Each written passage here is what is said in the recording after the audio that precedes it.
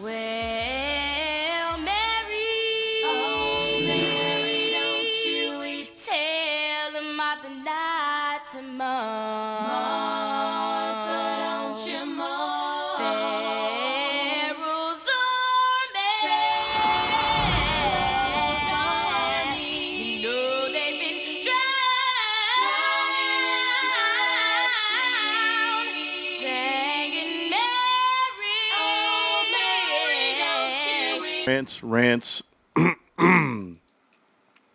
Plenty of good information, a little bit of motivation, a whole lot of truth, no financial advice. I want to say good evening and welcome, guys. It is the day before the stock market crashes. No? Maybe? No? I see futures are blood red. There's dirt in the street, there's blood in the streets. And then you saw the pump in crypto. If you guys didn't see crypto, I want to show you guys. This has been happening for the last 4 years on the weekend. Every weekend, you see dumb money, right? You see these kids out there that don't understand that a liquidity pump from crypto is done the same way. They will drain Bitcoin, Ethereum, Bitcoin Cash, Litecoin, Ethereum Classic, Doge, and Shiba Inu all at the same time. You know, I was watching, I think it was Yahoo Finance this morning or whatever. I was watching a rerun from like Friday's stream just to see what they were talking about. And there was these guys that came on and they're like promoting wealth and they're talking about diversity and blah, blah, blah, DEI stuff, right? And I really don't care for any of it. But they go and they go, you know, crypto's going to play a huge role in the next financial swing. And it was just like, I don't know why people keep pushing it onto people. XRP and Doge and everything else. Like they just push it onto you guys. But I'm telling you right now, that bullshit is going to get you caught up. I've said it plenty of times. You're going to see Bitcoin go from 110,000 or retract all the way back down to 40,000, 50,000. It's going to happen, okay? They're pumping equity out of you. That's one thing. But you guys don't understand what I've told you from the start. Bitcoin is a $1 trillion industry with no CEO, no cash on the books, no book value, just pure peer-to-peer trading. 96% of all Bitcoin is already owned by institutions. They bought everything in 2017. They bought everything in 2019. There's nothing left. You think it's out there. You think you guys are going to get portions of this. But let me tell you what happens to your cookies and they crumble. Go look at it right now, every day. They're pumping idiots. And what is that? That's the collateral. The collateral for their investment, which is short everything. They short the whole market and they go long Mag 7. Am I crazy? I'm not. You see, this is a post that somebody had about the what we call the carry trade for the yen, right? So if you're going to go ahead and you have a whole bunch of money, guys, and the rules state that you have to leverage yourself X amount of dollars, US dollars, versus whatever short position you have, your collateral. Well, guess what? What if I have it in yen? Am I forced to have it 100%, or is there better interest rates on borrowing something that only has a 0.5, 0.7 interest rate right now, like they do in Japan? The carry trade. You're carrying interest. And if you raise interest rates in Japan and it's priced in, they give you a heads up. They go, hey, by the way, next month we're going to raise it. Well, then they get to price it in, and now look at you. You got pumped on guys, this financial game of leverage markets and OTC trading and dark pools, everybody wants to cry about all this stuff. And this is the one thing everybody wants to focus on. What if I do this? What if I get a new transfer agent? I had to hear Kevin Malone this weekend. What if I get a new transfer agent? What if I was like, you guys are focusing on the wrong shit. You want to be invested into GameStop, right? You guys want to win the markets. You guys want to win this whole world. You want to win this battle? Good. Kevin Malone, take your ass to GameStop then. Go. Go buy something. Where do you think I was today? My wife and I got up. I said, baby, I need you to go with me. We're going to GameStop. She said, well, I said, we'll go to breakfast, but let's just go to GameStop. It's the last weekend of Q4 and for the whole run, for the whole year of 2024. I get to make a difference for my company. Can I go in there and can I go buy some more stuff? Because remember, I'm planning a huge giveaway coming up. and I want to buy more products. I don't care if it's clearance products. I don't care if it's good. And you know what? I walked in, 0 Pokemon products, 0 sporting cards. They were sold out. They were sold out. They were sold out of a lot. And there was a kid in there, and there was families in there. They were shopping. It's busy. And I said, "Are you guys busy?" And they go, "We're busy every day." People call every day asking, "Do you have this? Do you have that? Do you have this?" People want products, and they have to get more. The want is there. We just have to bake more pies, right? Remember? We're bakers. We sell out of pies, but we don't know how many we could have actually sold. We don't know how many of these elite trainer boxes we could have sold on Pokemon cards. But if we get a little more.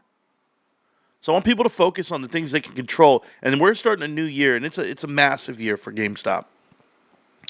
2025 starts out tomorrow for GameStop fiscally, and the numbers might swing in your favor.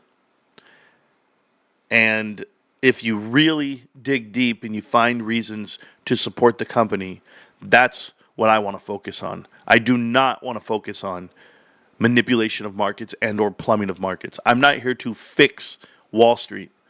I'm here to kick its ass and take what's mine. That's what I'm going to do. I'll let the administration, I'll let everyone else figure out the games they want to play.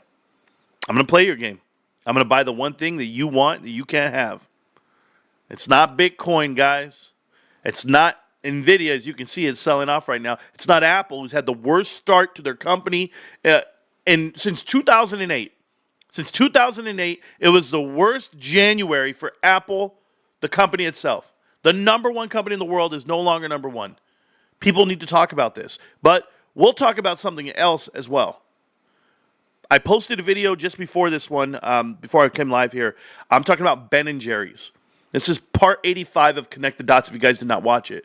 And I got it wrong. I had said that he's part of Revlon, one of the board of directors from Ben & Jerry's. I meant Revolt. If you guys don't know what Revolt is, it's the company that Sean Combs used to own. You know Sean Puff Daddy Combs? Yeah, he was the CEO, chairman of the board. He gave away all his shares. His shares got extinguished, revoked, taken away, whatever, relinquished. And now it's the guy over there at Ben & Jerry's. But you know what's crazy about Ben & Jerry's? Ben & Jerry's doing these diversity commercials. Oh, they're going to be in trouble. Hey, by the way, I saw Reverend Al Sharpton at a certain retail store promoting all this bullshit. Hey, guys, I'm going to tell you something. There's setups all around the world right now. And there are ambulance chasers out there. And you know who they are. And if you don't know, well, maybe you should know. Check out this video.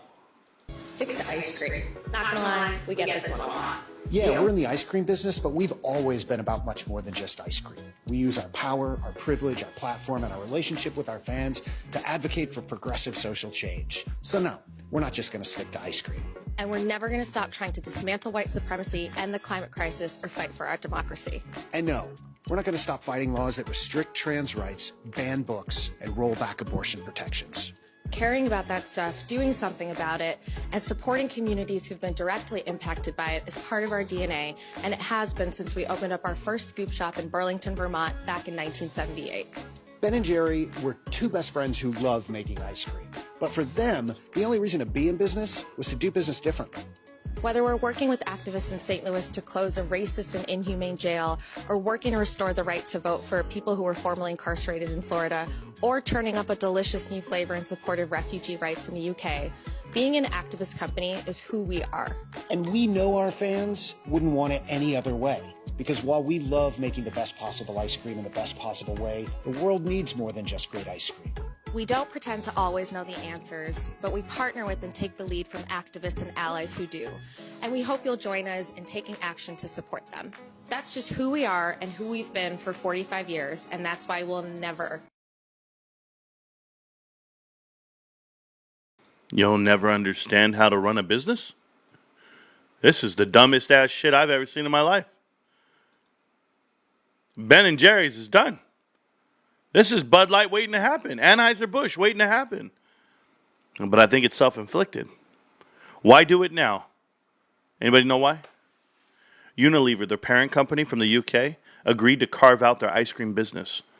Agreed to carve it out and cut 7,500 jobs. They want to devalue themselves so they don't get sold off. And or private equity's in there driving it to the ground. And you understand who's going to come in and scoop them out. KKR, CVC Partners, It's going to be somebody going to come carve out this portion of Ben & Jerry's. And they're going to buy it for nothing. They're going to buy Ben & Jerry's for nothing because this company's about to go down to the ground on value. You don't believe me?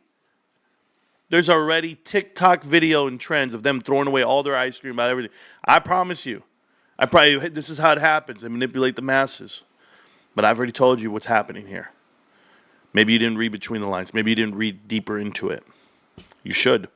You should, because I know some things. I know some things about business, about manipulation of people, and who gets hired and who doesn't. You always ask yourself, you know what I always ask myself about these companies that are like retail run and they're widely known and all this stuff? Here's what I always ask myself. Where's the founders of the company? The original CEO? Where's the guy who started from scooping ice cream all the way through all the ranks, got promoted? Why is it that whenever I look at companies that are in the limelight, their board of directors are from all walks of life, they're different, they're cut from a different cloth, but I never get to see the real people. You know why I tell you this, guys? Because if you ever went to work for a corporation, if you ever worked for someone, and you say, you know what, I'm going to work my way to be the CEO. Could you? Could you ever work your way all the way through? I currently work for a CEO who was a cart pusher, who actually worked at the store level all the way through. I mean, that's the way I see it, right? But man, what company do you work for? That you would respect the CEO enough to be like, you know what? They're making the right choice for themselves and for me. That's what I'm asking. You know, Ryan Cohen is reinventing GameStop. He's reinventing it from the start. He's changed up the direction, the delivery, the responsibility, the name, the likeliness, the image. He's changed it all. He's unified that company under his own characteristics. Right? They embody him. That's what GameStop is, if you don't know this by now. So I like that company, but I want to be here forever, right? I want to be here for 20 years. I want to be here for 40 years. I want to see it grow. I want to see it expand. I want to see it do everything I want it to do. Not shrivel up and make a bad decision because you want to be. So we won't just do ice cream. We're an activist company. I don't understand that term, activist company. Like, no one's asking you to do anything other than scoop a fucking cone of ice cream. Excuse my language. But a bowl of ice cream, right? Like, I'm just asking. What in the hell do we ask for? You know what? I wish Pine Sol and wish Fabuloso would get into the business of, I don't know, home insurance. Yeah, I don't know. They want to clean the home? They might as well just protect it too. Like, they go so far to the left. I don't even understand it.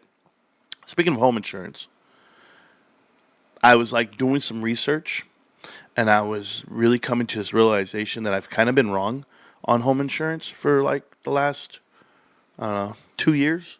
You guys remember I had a rant on home insurance like a while back. People are going to get foreclosed on, and they're going to go in escrow. They're going to foreclose in escrow because home insurance is up. You know, I went from $1,200, $1,100 a year on home insurance, and my home insurance went all the way up to $2,700 a year. And blew my mind. And I was like, what the hell? But I figured it out. It's not because I live in California and California is so expensive. It's because I live in California and the insurance companies had enough of their bullshit. Insurance companies left California, stopped underwriting because they go, you know what? You don't want to fill up fire hydrants? You don't want to have a prevention plan for X, Y, and Z? Well, then fuck you. We're out. We're not going to be at fault for your negligence, California. That's what was being done. That's what I'm like this. Woo, eyes wide open right now. I saw the Trump interview. I saw Trump go to L.A., tell Karen Bass, by the way, you ever interrupt the president when he's speaking? Oh, yeah, and then you grin the whole time. You're, yes, Mr. President, yes, they can, yes. Like, you just smile the whole damn time. Do you not understand how many people just died in your city from your lack of, I guess, due diligence on what you should be doing for public works? But hey, what do I know? I just live in California. It's absolutely gross. Maybe the states need to figure it out, but we'll leave it there. I'm going to just leave it alone. Marantz is out here turning existing followers into leaders. Blessed. Yeah, you're welcome. I'm not looking for that whole deal. Yeah, man. I was writing up a text to the Hodge twins. The Hodge twins asked Bill Pulte. They said, "Is this true, Bill? Are you a grifter? Are you a manipulator? Are you a con man?"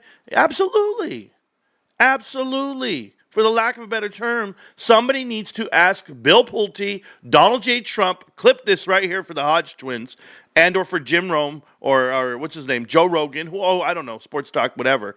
Just clip this part for Joe Rogan, the Hodge twins, and anyone else that wants to know about Bill Pulte, the new appointed House Financial Advocacy person for the agency. I don't even know what it stands for. I don't even know what it's federal housing, whatever. Listen to me, Bill Pulte, and for anyone else. In 2016, Elliott Management, the hedge fund, appointed Bill Pulte to the board of directors to PHM, the Pulte Home Group. They put him on there. His grandfather's company. His own grandfather didn't put him on there. They did. There was a partnership with the grandfather. They got him in with two other board of directors in 2016. From 2016 to 2020, he collected fees and sold out, and he's gone. He made his million. He sold the green door. Oh my God, I'm gonna make $100 million. Good for you. You sold off your legacy. You sold off what it was. But hey, your grandfather died. We get that. Elliott bought what next? Elliott bought Twitter next. And out of nowhere, there's this Twitter account named Bill Pulte who said he'd give away $1 million if he got 1 million followers, farmed engagement, bought the bots, got everybody there. What do you know? You have this allegiance and this following on Twitter now because Elliott needed the traction, right? Twitter's a terrible platform at the time. And out of nowhere, Elon buys it from Elliott. Overpays for it, by the way, like private equity would. Overpays for Twitter. Philanthropy stops. Those microtransactions and giveaways, they're not so active, are they? Because the Army's not giving you money, as you say. I don't know. You paid $100,000 to go do 2 meet and greets and try to get people to sign over the rights to their PHM shares. You paid thousands of dollars to the crowd. I mean, do you not respect money? It's crazy. Ice cream and helicopters and lights, camera, action. You couldn't just talk? You couldn't just make a video? Hi, guys. I don't need to sensationalize. I don't need you to pour out $500 out of your own pocket. And I don't need to manipulate you into investing into terrible companies like Bed Bath & Gone. Yeah? I'm just asking, have you ever bought bonds on a bankrupt company? Yeah. Go Google that. Buying bonds on a bankrupt company. Somebody let me know. Anyway, let them know. Let them know that miraculously this all stopped. Oh, hold on. You guys think I'm just talking? Oh, and yes, Vivek Vince Wyman was on the same stage along with Ian Carroll. Yeah, that Ian Carroll has a podcast with old Justin Trudeau's half-brother. No? Too many connecting the dots? You know what, guys? Tonight's the night I drop all the gloves. Let's go for it. Let's go for it. Before we even go to here, let's just go to here, a fresh page. Let's go to Twitter. I'm not fucking with you. I'm telling you, how do I know? Hodge twins, pay attention. Let's go to my DMs. Oh, DMs are right around. Where's Bill Pulte at here in my DMs? Oh, there he is. Hey, Pulte, before you get promoted and you get all your stuff, let's go to the DMs here, okay? I'm going to go to the DMs, okay? Don't worry. Don't worry. I don't stop. Look at this. Thank you. Here we go. Watch this. You can call me. Nope, right here. Right here. It's solid. He was going for it. Nope. Okay, yeah, because we were talking about Andrew. Yes, sir, my show tonight, whatever, Andrew. We were talking about Andrew Tate, by the way. The guy you partnered up with in the flashbang. You were like, oh, my God, this is great. We're going to go together. We're going to give away thousands of dollars here. That's what you said, right? With Andrew Tate. And then guess what? I get a DM. I start DMing with Andrew, and we say we're going to do an interview. But you know what? He backed out. And then I was like, you know what? I'm happy he backed out because I didn't want to do it either. Because I don't like guys who manipulate women. I don't like guys who are out here just boastful talk. I hate male chauvinistic pigs. I hate dudes that can't just get along with people for the sake of getting along with people. Don't worry about this other stuff. There's Martin Scarelli DMs. There's Hannah Reloaded DMs. Don't matter. Watch this. It says, good luck with the show. Have fun. I'll highlight what I can. This is going to run even higher. Yes. Let's hope. By the way, Ryan, this is Bill telling me. By the way, Ryan Cohen was amazing. He's amazing in person as you would think. Oh, thanks. Thanks. I'm going to be all fanboying over this shit. I said, thank you, Bill. I'll keep it respectful because I was going to highlight him and Andrew talking because now Andrew and I had Discord going back and forth. Says, you should come to our next event. This is him inviting me to the event. Yeah, the events that I know about, right? I told you guys. You should come to our next event. You can go on stage and tell these people whatever you want and even call us idiots. Trust me, I don't have to be on stage to do it. I said, let's keep it going. Let's keep grinding. We have a long way to go. That's me telling you. I want no part of it. But I'll leave it alone. Then here's the movie. The Bear Trap movie. $1.6 million. You guys know about this movie they tried to put together with all the grifters. PP Show, Ian Carroll, Jake to be, Michael, they all tried to get a piece of the pie from Bed Bath & Beyond, and they wanted somebody to finance it. They thought they had their guy. They thought they had their cash cow. They thought they had Bill Pulte.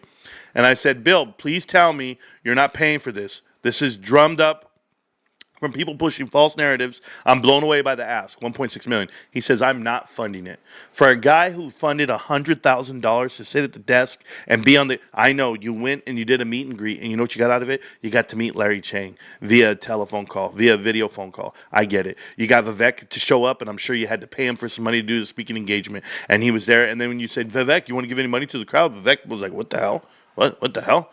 I got to leave. What am I doing here? Yeah. And then, of course, Ian Carroll shows up and starts handing out your money. But here's the crazy part, okay? The reason why he said you're not funding it, and if you remember, I'm the one who posted about Ian Carroll, him bragging about this movie that they're going to do together and how they manipulated you into buying him a first-class ticket to the damn show down there in Florida, which you did your meet and greet. Now, right here, okay? I'm going to tell you how I feel about the whole BBQ deal. I feel that the crowd took advantage of your charity, willingness to give, and they all trying to capitalize on the movement. They're completely wrong on the investment side, but they've been working behind your back, using the attention that they've brought to the community for their advantage. That's all. It sucks, but I can prove it. He says, prove what specifically? I go that they've been working on a movie since May of 2023. Then look at how he didn't reply back with anything. You know what he replied back with? What do you think of market makers like Citadel and Doug Sifu? What the fuck? What? That's where he was going. Remember? He started saying GameStop's going to buy it and or private equity Apollo's going to buy it. You don't remember all this? This was all just a couple months ago. But watch this. This was back in May. Back in May. This is me telling Bill. Look what I tell Bill. You guys are going to love this part. Hey, Bill, you're going to love this part. I don't know enough about them to hate them. I just support business of GameStop. The market manipulation side seems to be misplaced hatred at times. You never know who to trust or dislike, in my opinion, IMO. I'm obviously not a fan of King Griffin, but who knows about the misdirection of private equity to pin the blame on the market makers versus short sellers. They are partnered up with private equity. You see, Bill? That's what I write to you, Bill. I told you to your face. You see, Bill, this is the dilemma I have with you.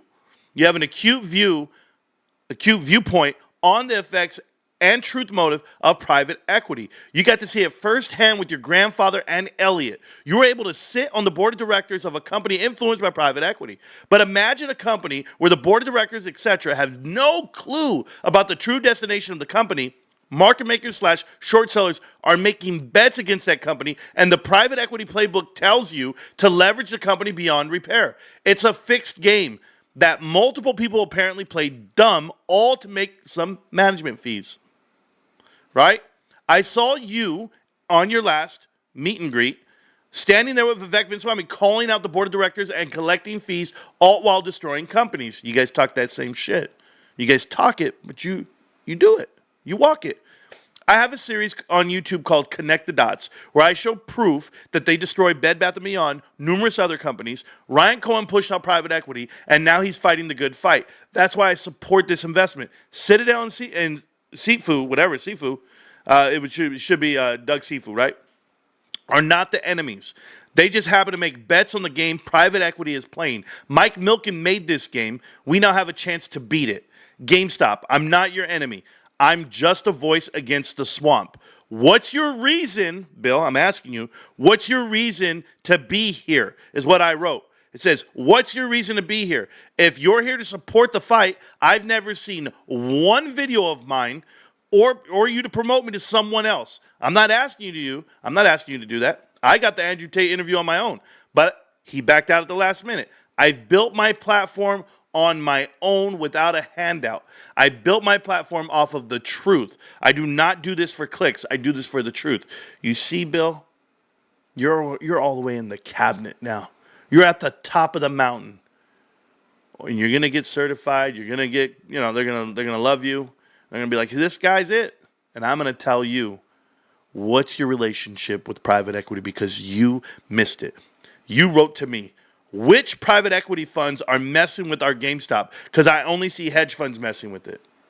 That's the bullshit that you write. You are oblivious to the truth. I put in there previously Bill Simon at KKR in 2020 and insiders for private equity. Ryan Cohen pushed everyone out. Which private equity is still there? I said no one now.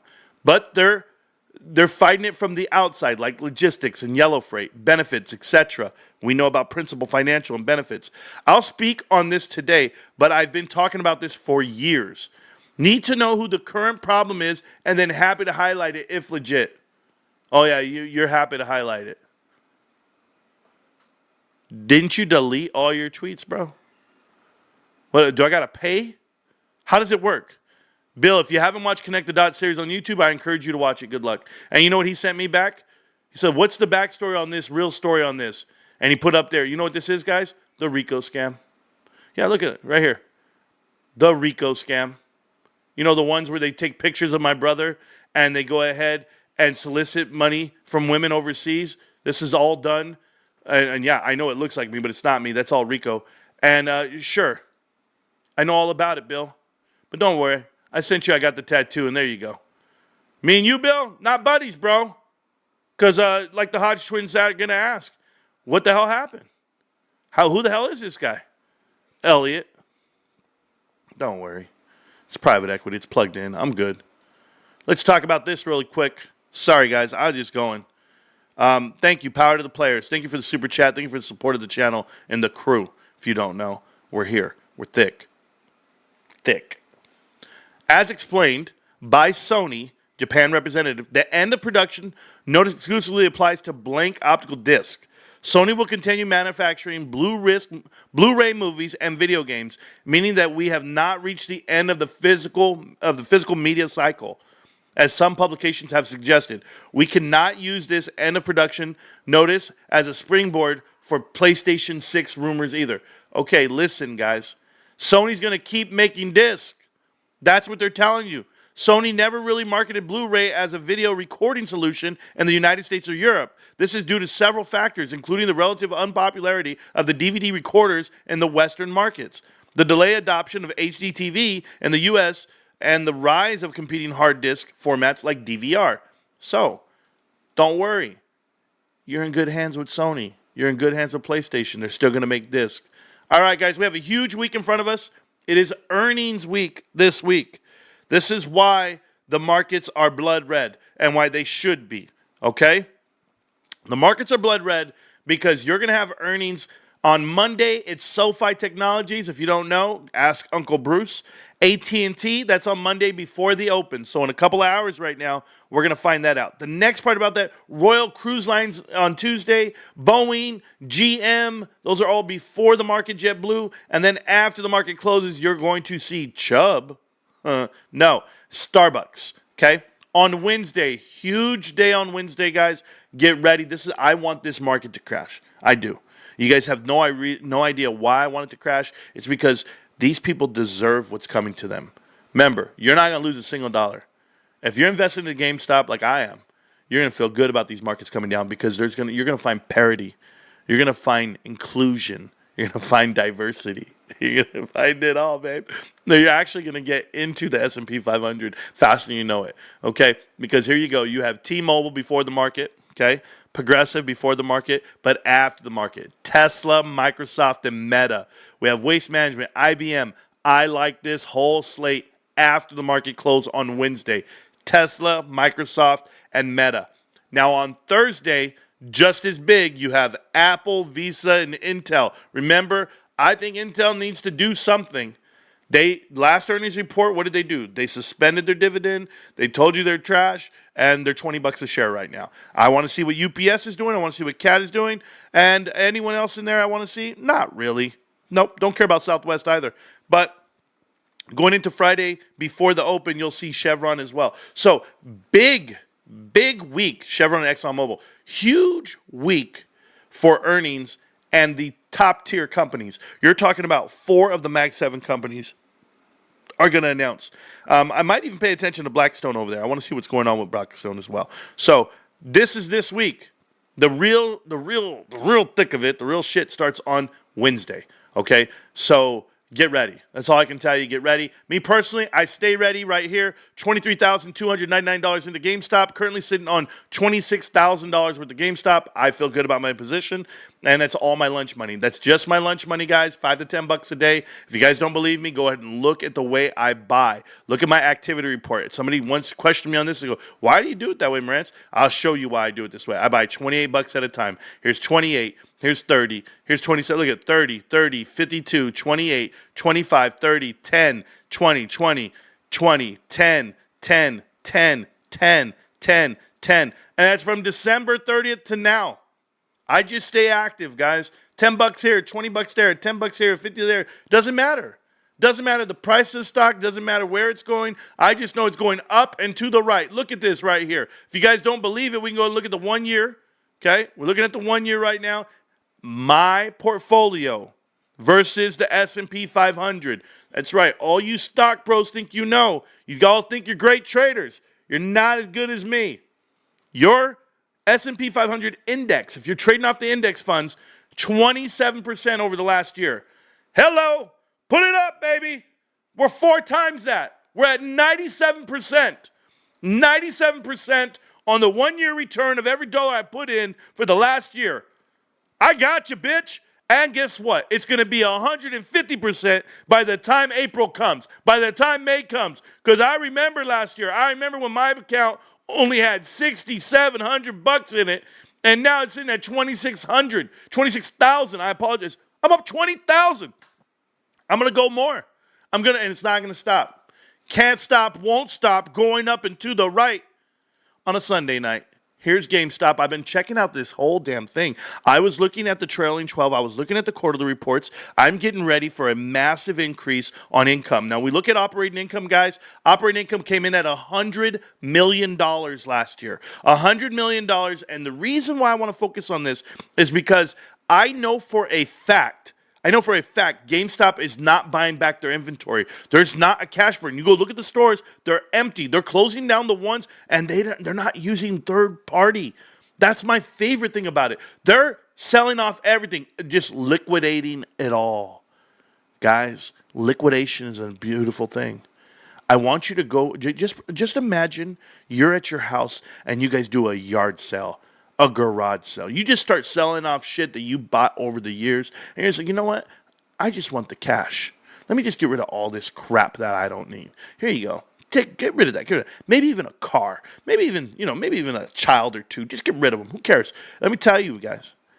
GameStop shut down all of Europe. Most of Europe. A lot of Europe. And they were already increased in Europe last year. If you guys don't know, if you guys didn't read the 10K last year, GameStop made $100 million more in Europe from year over year, year versus year. They might have been down domestically here, but people don't know the number because they don't understand it. All the stores they're closing here versus what they're actually opening. If GameStop was really shrinking, they wouldn't have opened up 45 new ones last year. That's the truth. It is not what you think. It is a transition. It is a pivot. They are going in the opposite direction. They are going up. You don't know how it's going to happen because you don't see the bigger picture. The PSA agreement, all of the nuts and bolts they're doing, and the part that gives it away is way down here at the bottom, guys, because this is operational margin. Gross profit margin right here. When you look at what they previously did in quarter 4, they did 23% on gross profit margin. Guys, they're doing 30 right now. They're doing 30. 7% more. For all the accountants in the world, 663 basis points increased. Do it right. Give it the justice it needs because they're way up there. And when the year's over, you're going to see a crazy number, guys. Watch this shit. I swear to you. Watch it. Look at the annual, okay? Let's go to the annual. Remember, GameStop hasn't had a quarter under 27% in the last 3. Look at this operations margin. You are going to see 22 was just a year ago. Look at this. Year ago. Like, right? 2 years ago. Boom. 3 years ago. Boom. 4 years ago. Boom. So you're at 22%, 23%, 24%. Look what you're tracking right now. 26.99 trailing 12. We are going to blow the number out of the water. It's going to be, oh my God. Do you know how much money that is? Guys, I'm going to tell you how much money it is. Watch this. You're going to go up here to operating income. And when we were in the 20s, 23, 22, 24, okay? Operating 22, 23, 24. Okay, I want you to think about that. We were negative 380, negative 363, negative 31. I guarantee you we're positive $100 million. Plus, it's going to be glorious. The gross profit number right here, this 1170, babe, I'm going to be here. I'm going to be here because we're bringing in 100. Think about it, guys. Just stay with me here. We're bringing in $150 million less. Okay? $150 million less. And we're doing $1.5 billion in sales less. Yeah, 10% is what it used to be off of that money. Hell, I could go to the next year. I go to the next. Last year, brought in 1.3 almost. We're at 1.2 almost. What was it? You're here. $4 billion versus 3. It's costing us $1 billion less dollars to do business. Where do you think the $1 billion goes? Where do you think it goes? We could lose top line $1 billion, bros, and we're still even at 100 million short. It's an amazing ratio. It's what you call your delta. Okay, guys, in business, it's what you call your delta. A lot of people like to leverage payroll. You like to leverage SG&A, selling and general administrative costs, right here. You have to have a delta. And your delta in this case, it looks like for GameStop, is almost 1/3. So 1/3 of what you spend on cost of revenue, okay, versus what you make. And if we're going to do 1/3, then our profit has to come in at 1/3. Well, guess what? We can shorten the book there. You know how you do it? You close more stores. You shorten the footprint a little more, but you're not losing. You're not losing because, like I've told you guys, and this is the part that Wall Street doesn't say out loud. This is the white noise that the accountants don't want to talk about. There is a metric out there that's not in your 10K. There's a metric out there that's not on the books. And that metric is more dollars per man hour. That's the real math. That doesn't show up here. You have to know it. You have to feel it. You have to go to the stores and feel the vibe.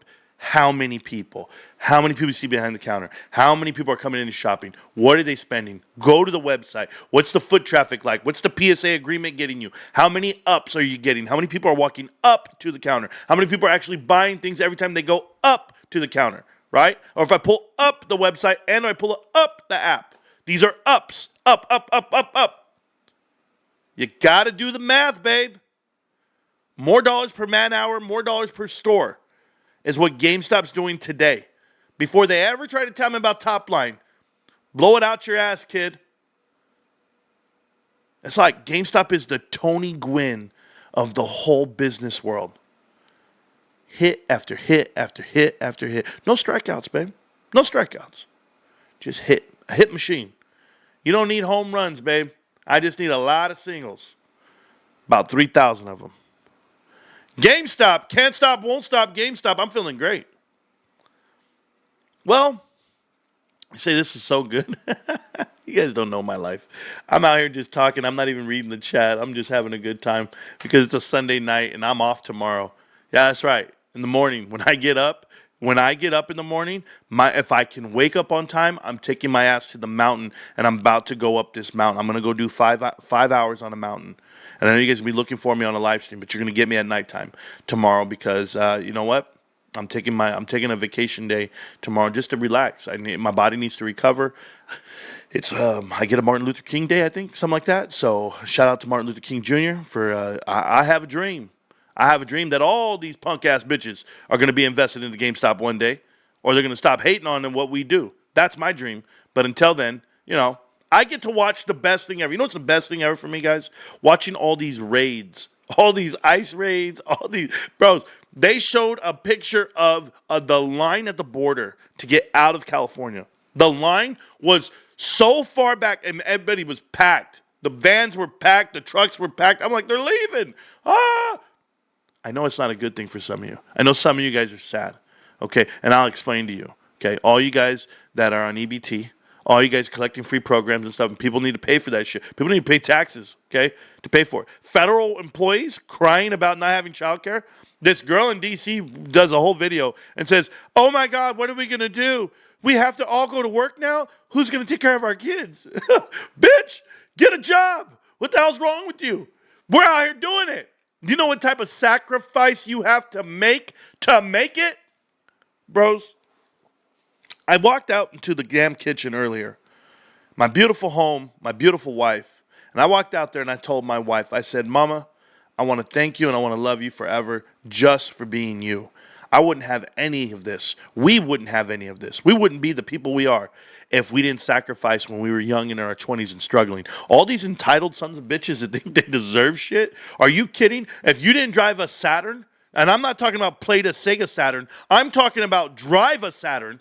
Don't talk to me. I was out here driving a car that had 3 doors. Not 4, 3. It had a little hatch door on the side. I had a Honda Accord 1988 with a lawnmower engine and lights that flip up, but I had to go flip them up myself whenever I want to drive at night. I had a car, a Buick, that didn't open up the passenger side door. You had to slide across the driver's side door didn't open. You had to slide from the passenger side on one seat because the one seat was connected, right? It was just one big ass seat. And so you had to slide across this, I don't even know what it was, like Polaroid, or I don't know what the seat covers were. The window didn't go down. I ordered drive-through through the back window. That was the car I was driving, 1985 Buick, and I'm asking my wife, to get in it with me. We're going for a cruise. Where? Tags are 3 years old, no insurance. My God, no power steering. I had a Mercedes. No power steering and no AC. In Southern California where it's 120 degrees. I was out there. I had the biggest forearms known to man. What I'm telling you is we've all done some shit. We've all had to grind to get where you're at. You're not at the top. You're just struggling to stay. You're maintaining. I'm like a duck, babe. I look calm on top. I'm like, yeah. Inside, my toes are pedaling. I'm like, motherfucker, how much is that? Oh, my God. Do we have that? Let me check. Have you ever checked your bank account before you buy something? I do it every day. I'm like, shit, hold on. I got to make sure something's in there. That's the life I'm living. But people might think you're winning. Maybe I am. But I couldn't do it without her. You know, my wife, I showed up to the bathroom. I had my contacts were flipping out, right? Contacts flipping out, guys. And I was like, man, I got to take my contacts out. There was contact solution. There was toothpaste. There was deodorant. There was razors. There was hair gel. I was like, I don't shop. I don't have time to go. What am I buying? There's clean laundry. Mama's works a full-time job. Federal employees. I remember, I'm going to tell you a real story right now.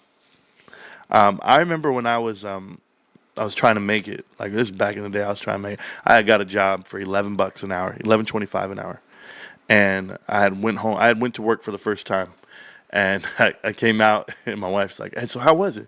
And I was like, oh, it was cool. I said, but I'm going to run that. I'm going to be the manager one day. She's like, what are you talking about? I said, baby, I promise you. I said, I don't know what it takes to be one, but I'm going to be one. I said, because I'm a killer. She's like, you're crazy. I said, I know I am. I'm telling you right now, don't get used to this 11:25. We got this. I promise you, babe. Let me go grind. I haven't missed a day of work in 12 years, 13 years, something like that. I don't miss work at all, right? Never late. Don't miss a day. I say never. I leave to work 2 hours before I'm supposed to be there. In case your car might break down, in case you might get stuck in a traffic jam, in case something really might happen, flat tire. I leave to work 2 hours early. My wife knows. Everybody knows. I'm taking my time getting there. I'm not in a rush, but I make sure I get there. If my car, I remember when my car broke down once. This really did happen. My car did break down once, and I ran. I parked it and I ran for 45 minutes, and I got there. Bro, you can cover 5 miles in 45 minutes if you're moving. At the time when I was young, whatever it was, I can't remember. But my point is, I'm always prepared. I try to stay prepared. The military got me that way. But I used to tell my wife, hey, baby, I got to go to work. And I don't care. And not that I don't care. I never tried to figure out who was watching the kids and how they were getting home from school or what they were going to eat in the morning or what they're going to eat for dinner or what they're going to eat for lunch. I didn't do any of that. Nope.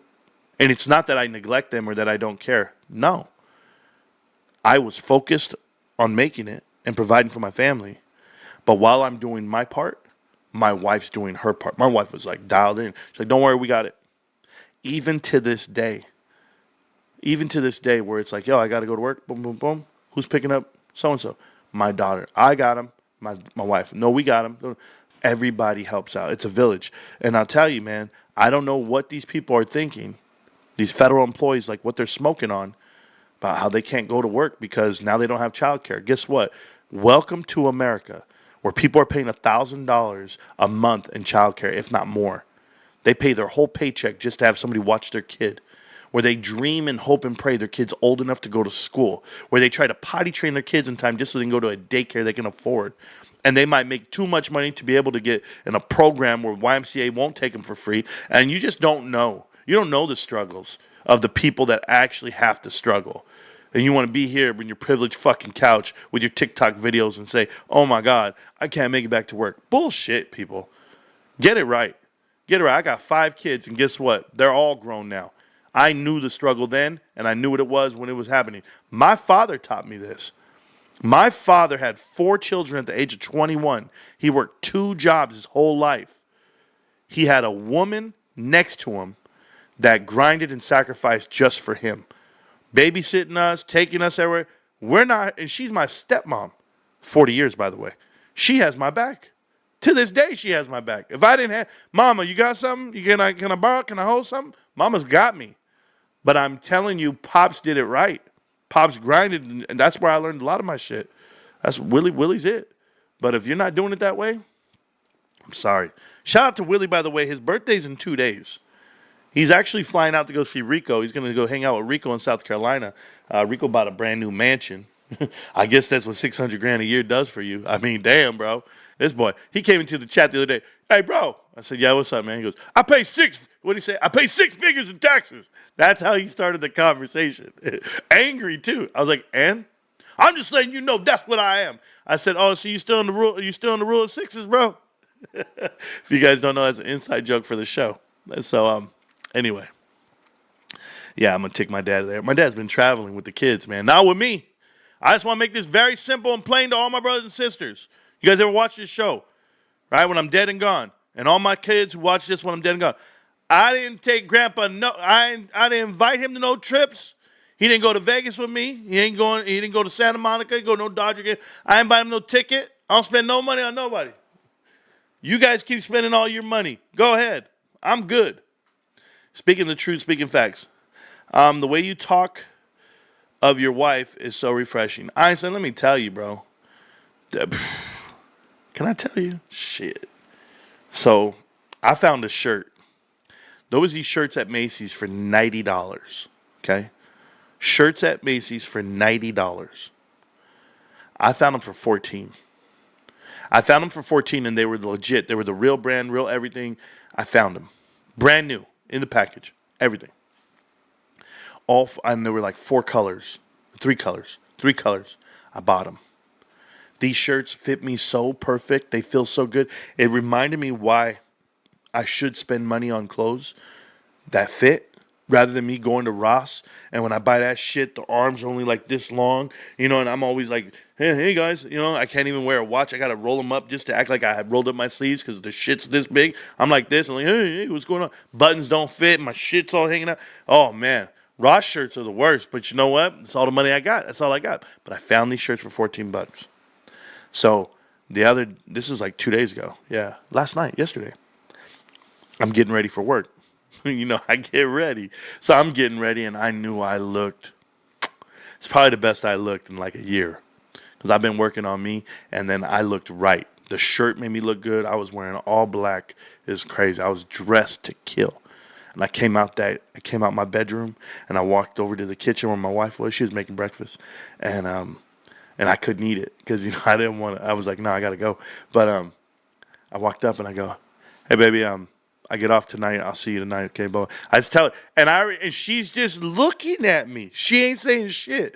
Wifey just like locked in. She just like, where's this motherfucker going? Dressed like this. I swear to you guys, I look so, man, I knew I looked good. I knew I did. And I put on that Dolce & Gabbana, and I walked in that bitch, and I act like I didn't even notice, right? I was like, And then she goes, damn, babe, you look good. And I was like, whoa. My wife doesn't talk like that. My wife doesn't ever really get like that too much. When she does, then I know. And I was like, yeah. I was like, yeah, all right, hey, I'll be back to pick you up, or are we going out tonight? She's like, okay. So my wife got dressed. By the time I got home at night, she looked, oh my God. Oh my! She had this dress on. I was like, "Where are we going?" Shit, man. Because we might look like $1 million, but we ain't got no million. I was like, "Baby, I can't take you anywhere. Wherever you're dressed, like she was dressed for, like if I was gonna take her to like Mastro's or Ruth Chris, and we're gonna go out dancing like some gala or something. That's what she was dressed in, and I already looked the part. I knew that, but I'm just saying I can't afford the vibe that look gets you. I couldn't do it, so I was just like, I'll take you, babe. We went out dancing. We had a good time. I swear, we were out. I loved it, and that was my night. That was the highlight of my weekend so far. Going out with my wife, like we do every weekend. Every weekend we have for 18 years. You guys know that. You guys have seen TikToks and the live streams. But it's a struggle, man. It's a struggle because you know what we did? We found a place to go that doesn't charge us too much for drinks. We found a place to go that's free, and we found a place to go that's safe, and it's not, there's no drama. And that's the biggest thing. At our age, you're looking to do things that don't jeopardize the fact that you have your GameStop shares, you have a great career, and you have a family. Like, why do I want to go to the hottest nightclub where there's 20-somethings and dudes built up off this testosterone that they couldn't beat up anybody, but they try, right? I don't want to get caught up in any of that. So I like hanging out with my wife at these places that we go. So that was my weekend, guys. I'm just sharing it with you. You know, this channel is all about sharing information like we do. So thank you guys so much. And thank you for the super chat there, Foxter. $5 is going to go a long way for me. So, wifey and I, hanging out. Didn't watch any football. One, I don't have cable. I cut out cable like 3 years ago, and when I really wanted to start saving extra money for GameStop and still trying to live with all the extra expenses around me. I know people are like, "What do you mean, man? Extra money? You only spend $20. You don't know what $20 means to me. $20 means the world to me. It's hard for me to get that $20 every day, and I try, but cut out cable so I didn't have to watch Saquon Barkley, and I'm mad because he's all roided up, right? Mr. Steroids, and I know he doesn't take steroids. I hope he doesn't, whatever. But I'm just saying you have to take PEDs to compete with him because he's like a Superman. I knew he was good in college, but he turned out to be a better pro than a college running back, to be honest with you. Just like there's better college running backs than pros. But Saquon's going to win the damn Super Bowl, and I don't know how the hell the Chiefs are going to beat these Eagles. The Chiefs out here winning with the refs, and the Eagles are out here putting up 55 points on the Redskins. Hey, shout out to the Commanders or Redskins. I'm sorry. I just grew up with them, this team name. But shout out to them. NFC Championship game, which is huge. The Dallas Cowboys haven't been in the NFC Championship game in 30 years, and that's the longest drought of any NFC team from what I was hearing. And is that even true? If that's true, because I think it is. I was trying to think of any team that had been to the NFC Championship game. They all have, except for the Cowboys. And it's rightfully deserved. Jerry Jones, the worst owner in football. Worst owner in football. I hate the way he negotiates deals. I hate the way he signs players. And he's always doing the wrong thing when everyone's watching. He's absolutely terrible. So that's just me. Started an hour ago, am I late to the party? Always late to the party, boy. Eric Dickerson was good. Oh, somebody tried to tell me the top 5 running backs and didn't name Emmitt Smith. Like, you guys, let me... First off, I'm very biased, okay? We're going to talk more about stock right now, but I want to talk sports to you for a second. I want to make this very clear to you guys. A couple of things. Players in the past cannot compete with players today. Like, if you saw a videotape of Jerry West, Bob Cousy, Wilt Chamberlain, Bill Russell, they're absolutely garbage at basketball. They're garbage, guys. I'm telling you, they don't have the athleticism that the players today have. They don't have any of that shit. Kobe's the truth. AI's the truth. Michael Jordan's the truth. Shaq's amazing. Like, Akeem Olajuwon, amazing. Like, I get it. But let me tell you something about football players and running backs. They keep talking about Saquon being one of the best and whatever. Yeah, he's the best player right now. And I saw Larry Chang tweeted about Saquon, how he's underpaid. He gets paid less than 31 wide receivers in the NFL, which is crazy, right? But here's the truth about running backs. Eric Dickerson, O.J. Simpson, maybe even Sweetness, maybe even Walter Payton. They're considered the 3 best running backs, however you want to do it. But Jim Brown played 12 games a season, had over 10,000 yards, 12,000 yards, and he did it like in 9 seasons or whatever maybe. Like, Jim Brown was different than the rest of the world when it comes to running backs. And you have to acknowledge what type of man that was. Like, when it comes to athletes, there's 2 athletes that I remember growing up that people gave credit to, Jim Brown and Jesse Owens. But Jim Thorpe was the greatest athlete. Jim Thorpe was the greatest athlete of the first half of the century in the 1900s. And people have to remember these guys. And if you don't remember sports, you don't remember like how great they were, then you're going to forget the fact that Kobe Bryant died 5 years ago. And you're going to forget the fact that Kobe Bryant could do it right and left. You're going to forget the fact that Kobe Bryant didn't play for the first 3 years of his career. And so before they start comparing accolades and they start comparing, Kobe versus stats, it's Kobe versus the eye. It's your eye test. How great was he? He's beyond great. He's better than any player that was on the damn court at any given time. And when he was leading the USA team to gold, everybody took a back seat and saw what he could do. When he was out there with the Lakers team, Noah Sasha shooting shots, and you had Powell and you had Lamar, the dude was a man amongst boys, like he always has been. He died 5 years ago. It's the saddest thing I've ever seen in my life because he died with his daughter. And the world stopped that day. It was a Sunday. I was at work when I was told, and I had never, to this point in my life, I've never cried so much. And it wasn't even for a family member. I cried because I was instantly sad for the family. And then, of course, it was like a piece of me, like in a way, because I play a lot of basketball. I watch a lot of basketball. My wife and I bonded over that for years as well. And we haven't watched the Lakers since Kobe retired. We don't really watch the Lakers. I guarantee you I have not watched a full game. And I won't. I don't even watch full football games. Why would I watch full basketball? But just a memory of Kobe, man. Such a great guy on and off the court. And if you guys want to start talking about Colorado and all that other bullshit, let me tell you, there's a lot of men and a lot of women that get caught up in personal shit out here in this world. Like what they do in their own private time. And they have to own up to it, and they have to deal with it. But that's within their own homes. Nobody's perfect. So, as a fan of Kobe watching him play, I thought it was great. That's it. I thought it was fun to watch. He's entertaining. I'll put it that way. So, Barry Sanders, sure, he was great too.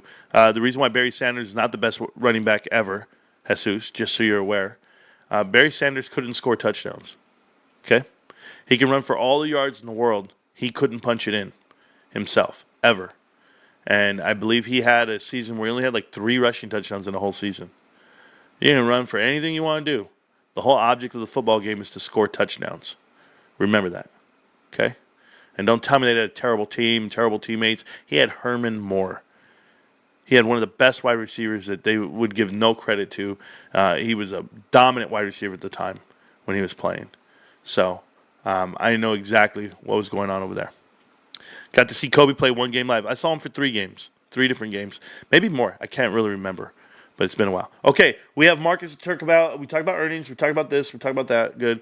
Did you guys hear about this headline? I don't know if you guys did hear about it. Starbucks CEO finally came out, the new CEO of Starbucks, making $95 million this year after cash and stock. Guys, $95 million for CEO of Starbucks is a hell of a payday, if you really ask me. I can't even fathom that type of pay for a company that's on the verge of declining. I honestly think it's going to decline, but we'll leave it where it's at. Larry Chang did tweet, this just in. There is now nearly 100% chance that the Federal Reserve will not cut interest rates this week, and that's on Wednesday. So they will not be cutting interest rates, so it's penciled in at that point. Nvidia is bumping down right now, guys. It was just announced Nvidia is down 5%. That is $7.44 a share. If you guys don't know the math on that, $7 times the 24 billion shares, you do that math, $150 billion. Plus 175 billion, almost $200 billion. That's the math on it right now. I'm going to tell you something. If you're long Nvidia and that's your collateral, you might get margin called. You might get margin called, and the pump is out on Bitcoin. I saw Bitcoin fall down from 110, 109, whatever the hell it was, 109 to 100. But they're pumping in and out of people, and you're looking for markets to come crashing down tomorrow. Remember what I told you the other day. Remember, I should say, not member, like I'm George Lopez. No, remember this. I told you that the Japan interest rate raise of 50 basis points was done before the market opened, and it didn't have a direct reflect onto the markets today. But can you imagine Monday morning? Can you imagine tomorrow? I hope this is the day, and I hope this is the time, because Apple's been resetting on value this whole last, I don't know, since the 16th of December or something like that, or December, maybe even right after Christmas, but it doesn't even matter. Apple's been resetting this whole time from all-time highs, falling all the way down. Now the world follows. Now the world follows. People are pricing stuff in, so I'm excited about it. That's my last part. We're going to talk about the dumb shit right now. And appreciate you, Sharon. Appreciate you. And thank you for supporting the channel the way you do. Now, check this out. I heard about this meme coin, about this PP Seeds meme coin. PP Seeds is allowing people to buy in exclusively into a meme coin that they're launching for his channel. Listen.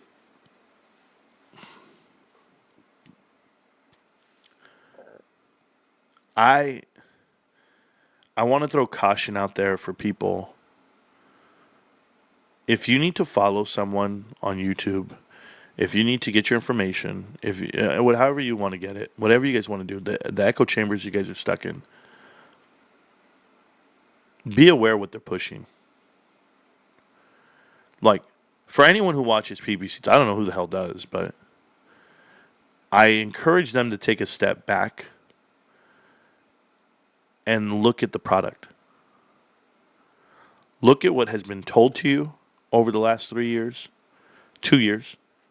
Look at the misdirection and the constant manipulation of you, the viewer, and where it's gotten you.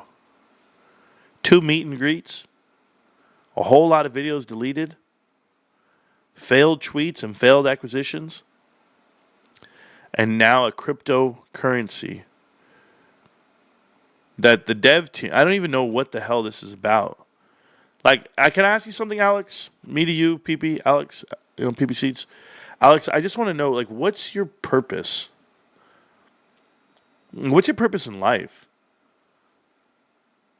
Like, you wake up every day and your identity is that you manipulate people out of their investments with false hope and lies. And when confronted with the truth, you have nothing to say. I got a platform bigger than yours. Come on in. I'll help you get some more views because that's all you want to live by. Some more investors, maybe. We've got a lot of investors here. A lot of dudes with real money. Not that bullshit you're peddling. But show me. Show me your GameStop investment. Show me your GameStop support. Show me how you shop at the store of GameStop. Don't just do this shit and grab and tag on people and a meme coin. I mean, who the fuck are you? People says, are you Hawk Tua? Are you spitting on that thing? I mean, what are you doing? Do you think warrants people to invest money with you personally? If anyone entertains this, they deserve what's coming to them. And I will do nothing to stop it other than this little public service announcement I just did. It is laughable, guys. It's disgusting and it's laughable. So, good luck to all of you out there. I love you guys so much. That was my Sunday night with you. As far as football, Barry Sanders, best running back ever. Crap team. I got to hear this shit. I got to hear this. I got to hear that the Detroit Lions, okay? This is why I can't stand this, okay? This is why I get excited. The Detroit Lions are a crap team. That Barry Sanders was on a crap team. That's what I have to hear. You know, I've been around for a while. You know, and I watch a lot of football. And I want to tell you guys something, okay?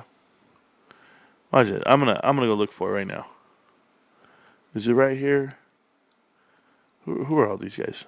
I don't care. Who are these guys? The 75th season all-time team. The Lions honored the 75th season all-time team during the halftime. Oh, they had an all-time team. Benny Blades was a great DB, great safety. Benny Blades was awesome. He played with Barry Sanders. No, you guys don't remember? Kevin Glover, the center, he was good. Mel Gray, kickoff returner and punt returner, led the NFL in returns. It was amazing. Mel Gray was great. Am I missing something here? Herman Moore, 10 years with the team, amazing. Eddie Murray was a good kicker. Like, Barry Sanders played 9 years, and I'm supposed to be impressed. Oh, you're the best. They were just so terrible. Billy Sims was a good college running back and came over. He was good. Yeah, nah. You'll never get me to agree to this nonsense. Lomas Brown played. Yeah, Benny Blades was awesome. No way. I can't. No, I saw Mel Gray. I saw Mel Gray on the list. That's it. I remember Mel Gray just tearing up the whole league. And we all knew Herman Moore did, right?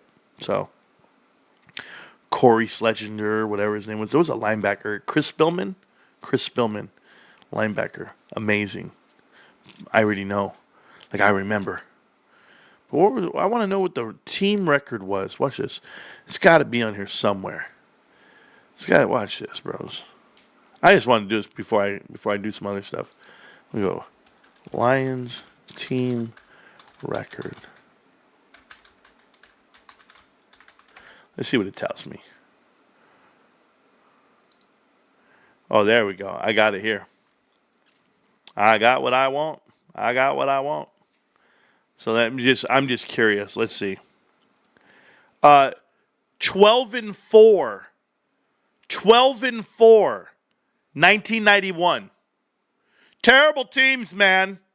They were first in the NFC Central. Terrible. How about 93? First in the NFC Central, 10-6. Hell, they beat the Cowboys in 91 in the playoffs. Lost to the Redskins the next game. Second in the Central in 95, 10-6, 9-7, 9-7. More winning seasons. Hold on. I want to stop this fantasy. Detroit Lions had more winning seasons when Barry Sanders was there. 1, 2, 3, 4, 5, 6 out of his 9 years winning records. Hate this shit, bros. Playoffs. 1, 2, 3, 4, 5. 5 years of playoffs out of the 9. Oh, it's a travesty. Oh, no. Barry Sanders. Oh, my God. He played on the worst team ever. They only win 12-4. 10-6. 10-6. Absolutely bullshit. Yeah, they lost in the first round every time because they suck. Because they couldn't beat the Packers. And Don Wojciechowski or whatever, what was his name? Don Wojciechowski and Brett Favre and who else played on the Packers? This guy here, I don't want to play anymore. We lost to the Buccaneers, man. The 97 Buccaneers whooped their ass. And that's what they're, yeah, Rondé Barber whooped his ass, bro. Warwick Dunn. What'd you think was going to happen? Mike Allstott play on that team? I'm curious. Tony Dungy head coach, Herm Edwards. By the way, Herm Edwards, terrible coach. I said it. Derek Brooks played on that team. Hardy Nickerson. Who else? Warren Sapp. Did he play on that team too? I wonder. Bros, you telling me you lost to John Lynch? My bad, Barry. You couldn't do it, huh? Yeah, Warren Sapp was on that team. What were you going to do? This is why he retired? Because he couldn't beat the Buccaneers? Buccaneers were amazing. Ended up winning a damn Super Bowl a couple years later. They didn't quit. Yeah, Mike Allstott was there. Trent Dilfer put him in to retire. Steve Walsh was the third-string quarterback. Trash. Barry Sanders. Don't ever let me hear you guys talk about Barry like he's the greatest. Or he played on bad teams. No, he didn't. I'm fair. I am being fair. What are you guys talking about? I'm being fair. What do you mean they sucked? They were in first place in the division. They were 12-4. How are they going to beat the Cowboys? Shit. What were they going to do? Cowboys had the best running back. Emmitt Smith. You remember the guy who scored touchdowns? No? You don't remember Emmitt scoring 25 touchdowns? 25th touchdown against the Arizona Cardinals at the time? Yeah, on Christmas Day. Am I the only one who knows this stuff? You guys, come on, bros. Studied all that football in the 90s. You can't tell me he was great. Barry Sanders. Trash. Ugh, completely overrated. Completely. Terrible attitude. Offensive Rookie of the Year, sure. Did his thing. But come on, guys. Pay attention. When you can't score touchdowns, that's the name of the game. The name of the game is to score some touchdowns. That's how you win in football. You had a lot of yards, man. You did really good. Look at this. Swear to you, watch this. 1993. Honestly, guys, 1993, Barry Sanders had 3 touchdowns. The whole year, 3 touchdowns. Hey, in 98, he had 4 touchdowns. I'm telling you. It's ridiculous. It's ridiculous what I hear. This guy, trash in a basket, bro. Ugh. 92, he averaged 84 yards a game, 81 yards a game. If I go get Emmitt Smith led the league in rushing like all these years, bro. Emmitt was a beast. This dude, you can't me. Oh, and by the way, this guy didn't catch the ball out of the backfield either.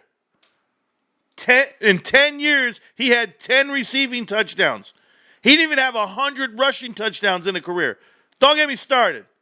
This is why I'm a great stock guy, because I know how to analyze this shit. You guys keep watching this shit, bros. Keep watching it. Black Swan.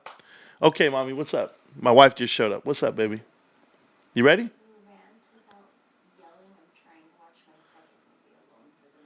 I got to go watch a movie, guys. I'll see you guys around. I love you guys, but I got to get going. And by the way, Stock market is crashing tomorrow morning. Futures tells me that. Nvidia is down $200 million tonight. I'm amazed. I'm a happy man watching it all fall and crumble. Whatever it takes for GameStop to be great. All right, I got to get going. No, wife wants to watch a second movie. She's like, let's watch a movie. I said, I know. Hey, just remember, guys, you can count on me. You can count on me. I'll be here. I don't know. I'm going to try to get up and go hiking. If I get up and go hiking, then you don't see me. But I gotta charge my headphones. I gotta get my water ready. I gotta do everything because I want to work. I want to work out tomorrow. I want to grind. All right, I'm gonna work out and then I'll come do the show later. But let's watch the market crash. Yeah, GameStop can't stop, won't stop. GameStop. I hope you guys like the live stream. I'm just chilling with you fools. Count on me.